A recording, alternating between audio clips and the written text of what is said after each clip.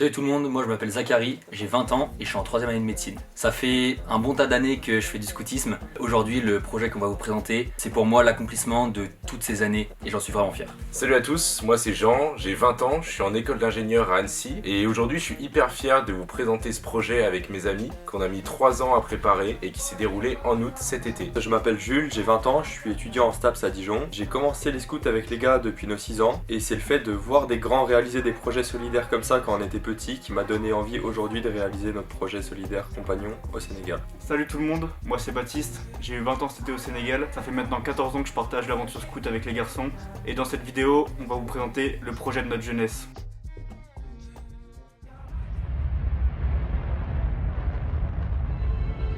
Depuis des décennies, les scouts et guides de France visent à former les artisans de paix de demain. Et c'est en tant que tel que chaque année, des centaines de compagnons relaient les valeurs du mouvement à travers le monde, dans le partage et la rencontre d'autrui.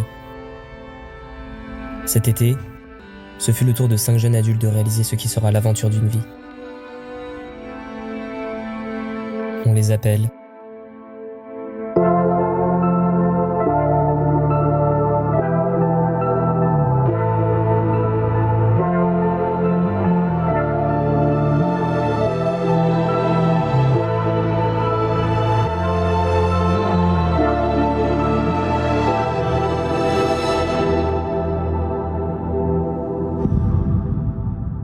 Il faut savoir qu'avant de partir au Sénégal, qui était notre projet final de notre parcours compagnon, on a eu 3 ans de préparation où durant ces 3 années, on a fait d'autres projets en amont. Le premier projet qu'on a fait, on est parti dans le centre de la France vers Saint-Etienne faire un projet de chantier solidaire dans la rénovation d'un château.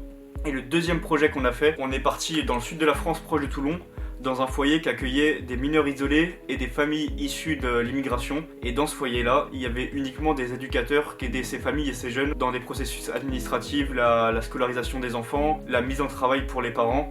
Mais il faut savoir que hors période scolaire, où on est allé du coup pendant les grandes vacances d'été, il n'y avait aucune animation qui était proposée pour tous ces jeunes présents dans le foyer. Donc nous, on est venu avec l'équipe apporter un réel soutien aux éducateurs afin de proposer des animations pour les jeunes du foyer.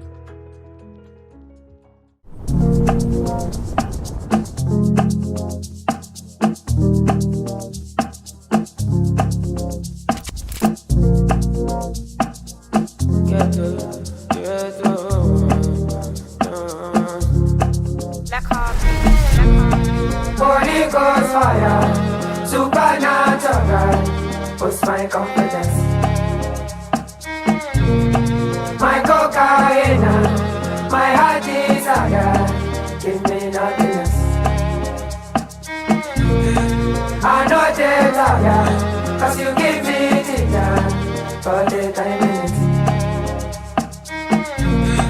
You're my true lover, my mommy water. Alors une des dimensions principales de notre projet, c'était la rencontre interculturelle avec des jeunes de notre âge. Pour ça, on a été très vite en contact avec Ousseynou. Ousseynou, c'est un jeune de la ville de Saint-Louis et quand il a entendu parler de notre projet, il a tout de suite été volontaire pour nous accompagner dans la réalisation de ce dernier. Il nous a ensuite présenté 3 de ses amis, Nyang, Adama et Zal. Le contact est directement très bien passé avec les 4 jeunes, ce qui nous a permis pendant plusieurs mois avant le projet d'échanger par visio pour préparer celui-ci et avoir les envies communes que nous voulions réaliser pendant le projet. Nous avons donc pu passer 3 semaines avec eux sur place. Ils nous ont grandement aidés dans la participation du projet et surtout dans la vie de tous les jours. Grâce à eux, nous avons pu découvrir le fonctionnement des marchés, des différentes ventes, des différents transports avec les bus, les taxis. Ça nous a fait beaucoup rire car ils avaient plein d'anecdotes à nous montrer et plein de petits moments de vie que nous avons pu partager avec eux. Sans eux, le projet n'aurait pas eu la même dimension et nous sommes hyper contents d'avoir partagé ce projet avec eux. Afin de financer notre projet, nous avons réalisé de nombreux services, fait des ventes dans des paroisses, mais également demandé des subventions auprès de la région Bourgogne-Franche-Comté, mais également au FONGEP. Donc le FONGEP est une structure qui propose des subventions nommées Jeunesse et Solidarité à l'international, qui a pour but d'aider les jeunes à réaliser leurs projets. Pour nous, c'est cette subvention qui nous a aidé le plus à réaliser notre projet. Cette subvention nous a permis d'enrichir notre projet, car grâce à celle-ci, nous avons pu acheter du matériel pédagogique, sportif et éducatif dans différents magasins comme Decathlon ou d'autres papeteries du Sénégal. Cette subvention nous a également été utile afin de payer le transport et la nourriture aux jeunes qui ont participé au projet avec nous, afin que le fait de participer bénévolement à ce projet ne soit pas un frein financier.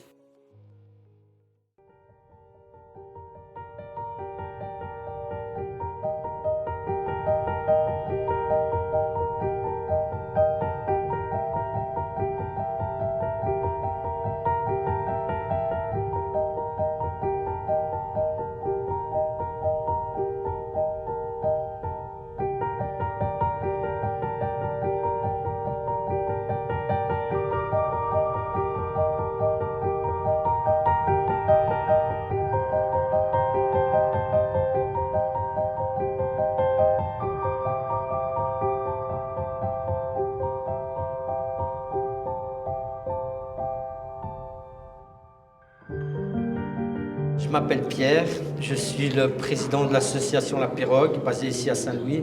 J'ai décidé d'ouvrir ici, avec mes amis du quartier, une association qui vient en aide aux enfants talibés, enfants de la rue. Les enfants talibés sont des jeunes élèves confiés à un marabout pour recevoir une éducation coranique dans les daras. Ces enfants sont envoyés par les familles pauvres du Sénégal ou les pays frontaliers. Beaucoup de ces enfants sont contraints de mendier pour subvenir à leurs besoins. Bien que dans de nombreux daras, l'éducation est bienveillante, malheureusement, il en existe où les enfants sont exposés à de l'abus, des violences et de l'exploitation. Un dara est une école traditionnelle dédiée à l'enseignement religieux islamique au Sénégal. Ils sont tenus par des marabouts qui enseignent les principes de l'islam à des enfants talibés âgés de 5 à 17 ans. Donc avec les garçons, nous on était hébergés dans le quartier Hydrobase, qui n'est pas le même quartier où est située l'association La Pirogue. Donc tous les matins, on prenait un bus pour rejoindre le quartier de Peking et retrouver les permanents de La Pirogue. Tous les matins, avec eux, on faisait un petit brief pour se répartir en équipe pour les différentes missions que propose l'association. Il y avait une équipe qui partait le matin faire des soins dans la ville, une autre qui préparait le repas du midi et une autre qui accueillait les premiers enfants pour des activités dans la maison. À La Pirogue, je gère tout ce qui est activité sur le terrain, comme les soins qu'on donne aux enfants. Ouais, en même temps aussi, je suis animateur, mais pour l'instant, je gère tout ce qui est activité sur le terrain. Donc aller trouver les enfants dans leur place, là où ils habitent, savoir leurs conditions de vie, ce qu'ils traversent, et les conditions avec les marabouts, leur expliquer, faire des sensibilisations. Avant d'arriver, on s'attendait à trouver une école dans des conditions difficiles, certes, mais pas autant que ce qu'on a vu. Quand on est arrivé, on a vu un lieu sans eau, sans électricité, ni sanitaire. Les enfants dorment, vivent et apprennent, à même le sol, sans abri les protégeant du soleil, tous entassés les uns contre les autres. Ces conditions de vie ainsi que le manque de sensibilisation à l'hygiène font que les enfants développent de nombreuses maladies de la peau et de nombreuses infections. Donc pendant les soins, on s'est rendu compte en allant dans les différents daras que, à cause des mauvaises conditions de vie, les maladies se propageaient extrêmement vite entre les enfants.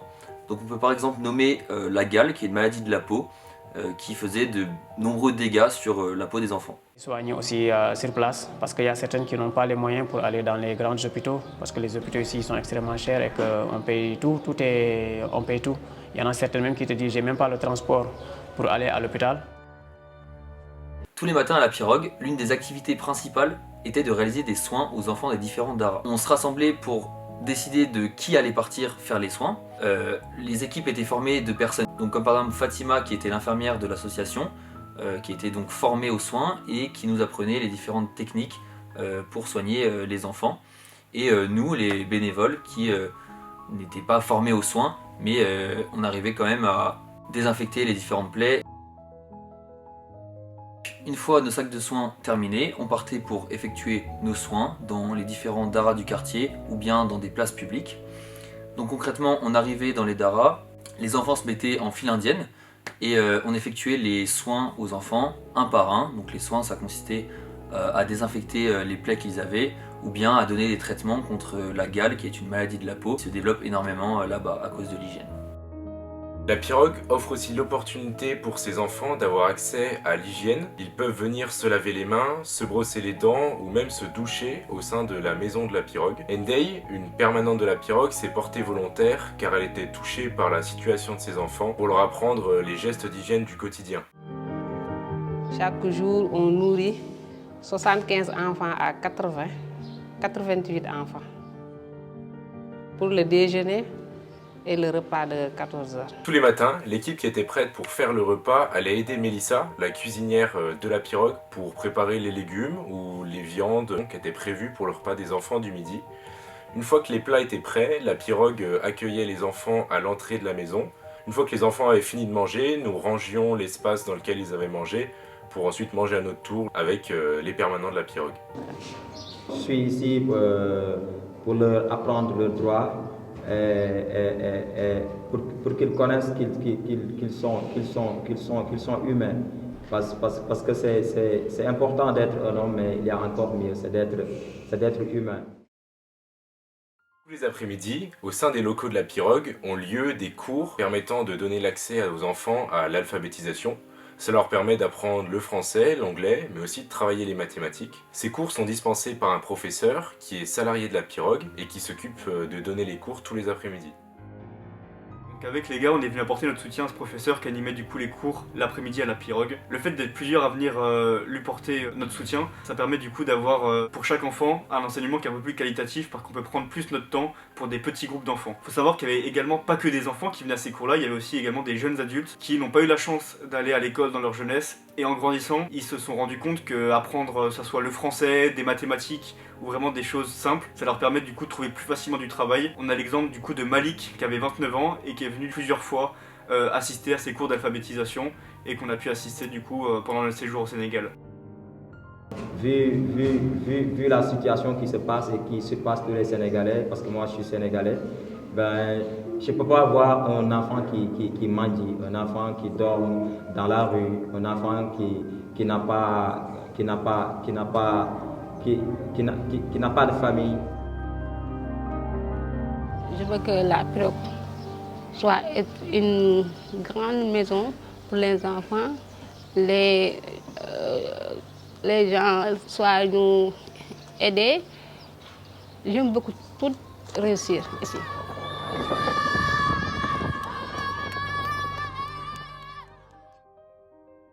La majeure partie de notre présence à la Pirogue était portée sur l'animation. La Pirogue, de base, propose déjà un panel d'activités très variées pour les enfants talibés. Ils ont la possibilité de réaliser des activités en intérieur, comme des jeux de société, du dessin, du coloriage et la peinture, également des activités manuelles pour décorer l'intérieur de la maison et la rendre plus conviviale. On a la chance que dans le quartier Pikine, juste à côté de la maison, il y a un très grand terrain vague qui permet la possibilité de faire de nombreuses activités sportives et de jeux en extérieur pour les enfants.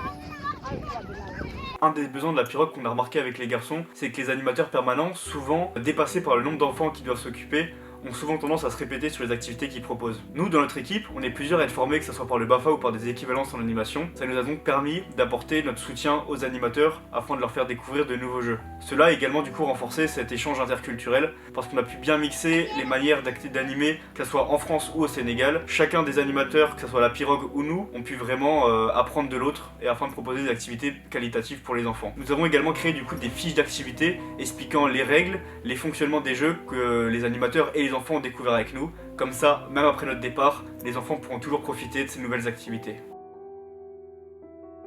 Alors au Sénégal et dans les pays d'Afrique de l'Ouest de manière générale, il y a un gros problème au niveau de la gestion des déchets et de la pollution, qu'étant donné qu'on habitait dans le quartier qui était au bord de la plage et que les garçons venaient aussi de ce quartier, on avait envie de réaliser tous ensemble une action autour du quartier et qui allait bénéficier aux habitants de ce quartier. Donc on a décidé d'organiser sur une après-midi une session nettoyage de plage et en fait sur leur plage ils ont des terrains de football qui sont aménagés et qui sont remplis de déchets et sur lesquels les enfants jouent et peuvent donc se blesser. On a donc rassemblé beaucoup d'enfants sur la plage et même des adultes qui sont venus nous aider. On était peut-être une cinquantaine à nettoyer la plage et en un après-midi, on a rendu le terrain de football totalement praticable et beaucoup moins dangereux.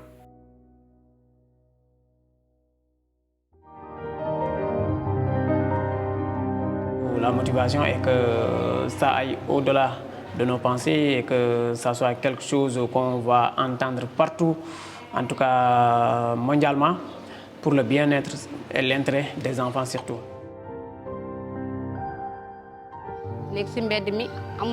L'association La Pirogue a pris la responsabilité de permettre à ces enfants talibés de manger à leur faim, de se laver et de se divertir. Donc, aider La Pirogue, c'est aider ces enfants talibés. Merci. Même si on est au courant de la pauvreté sur les autres continents ou ailleurs dans les autres pays, on ne prend pas forcément conscience quand on ne le vit pas. Quelque chose de minime au monde, aux gens qui en ont besoin. Je pense que les choses pourraient vachement mieux se passer un peu partout dans le monde. Et c'est pas grand-chose, c'est un peu de temps, un peu d'argent, un peu d'amour. Pour que la Pirogue aille de l'avant. C'est ça.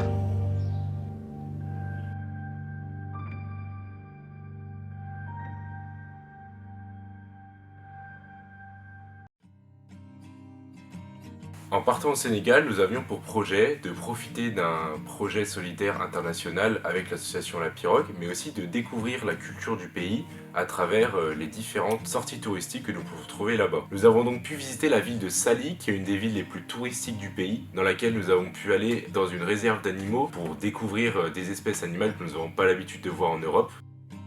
On a continué notre route vers le sud du pays jusqu'à la région du Sine Saloum qui est une des plus verdoyantes. Là-bas, il y a beaucoup de palmiers et une mangrove très développée. On a trouvé des guides qui nous ont fait passer une journée avec eux sur leur pirogue à travers les mangroves. Ils nous ont beaucoup parlé des pêcheurs locaux qui passent des jours en mer dans des grandes pirogues en bois. Cette journée, elle nous a vraiment beaucoup marqué, c'était vraiment un super moment. Ensuite, avant le retour en France, on est remonté à Dakar et on a voulu aller voir l'île de Gorée. L'île de Gorée, c'est vraiment un incontournable du pays parce que c'est le plus grand point de départ d'esclaves vers l'Amérique d'Afrique de l'Ouest.